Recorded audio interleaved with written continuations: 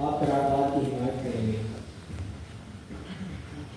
علی وقار، انسان فطرتاً گنہگار نہیں اور اس کے برے اعمال زیادہ تر حالات اور ماحول کے اثرات کا نتیجہ ہے۔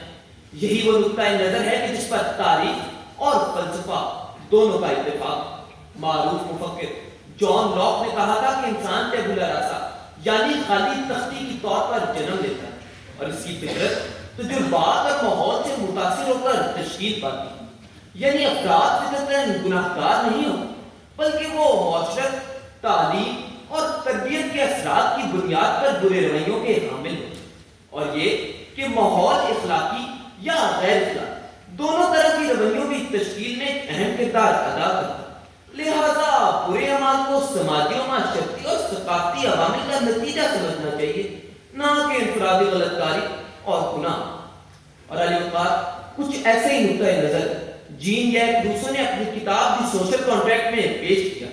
روسو کا کہنا ہے کہ انسان بنیادی طور پر معصوم اور نیک ہوتا ہے، لیکن جب وہ کسی منظم معاشرت کا حصہ بنتا ہے اور عدم مساوات، مساوات اور لالچ کے آلودہ اثرات سے متاثر ہوتا ہے تو برے اعمال کرنے لگتا ہے۔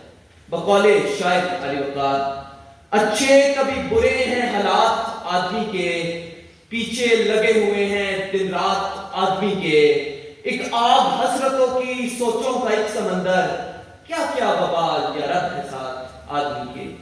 مثلاً جارجیا میں ایک بچہ تھا علی وقار، اس کا باپ از حد سخت گیر تھا، ظلم و ستم میں کسی بھی حد تک جا سکتا تھا۔ بچپن میں چیچک کا شکار بھی ہوا اور ہم عمروں کے ہنسی مذاق کا نشانہ بھی بنتا۔ غربت و بدحالی میں لے دے کر ایک ماں تھی جس کی شفقت ابتدا کے کچھ سال میسر رہی اور بعد ازاں وہ بھی چل بسی۔ عمر بھر کے اس آزمائشی سلسلے نے اس میں کیسی تبدیلی برپا کی پتہ ہے؟ وہ بدل گیا علی وقار، اور ایسا بدلا کہ جب اپنے پیروں پر قائم ہوا تو ایک ظالم و جابر اور پتھر دل آدمی کے طور پر نمودار ہے۔ جی ہاں علی وقار، آپ صحیح سمجھے، میں جوزف اسٹالن کا ذکر کر رہا ہوں کہ جس کے ظلمانہ اقدامات کی وجہ سے بلا کا قہر پڑا اور بعد ازاں لاکھوں اموات۔ اسی طرح کمبوڈیا کے ایک دیہات میں جنم لینے والے پال پاٹ سلاٹ سال کو دیکھا، اپنے لڑکپن سے جوانی تک اس نے حالات کا شدید جبر دیکھا، اپنے گرد و پیش کے ماحول میں عدم مساوات اور ظلم و ناانصافی کا چلن مشاہدہ کیا، اور اس کے نتیجے میں علی وقار اس کے اندر ایسا بدلاؤ آیا کہ جب قوت ہاتھ آئی تو کمبوڈیا میں بدترین قتل و غارت اور نسل کشی۔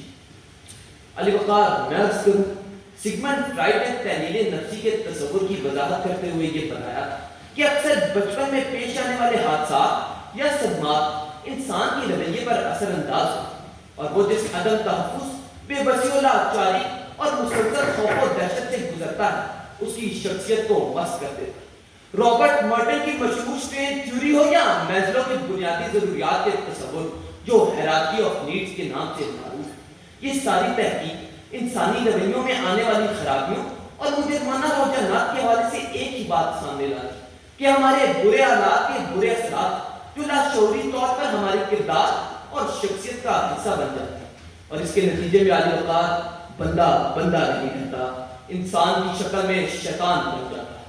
مجھے لگتا ہے علی وقار، آدمی برا نہیں، اس کے حالات سے برا بنا دیتا ہے۔ ایک شعر کے ساتھ اجازت چاہوں گا۔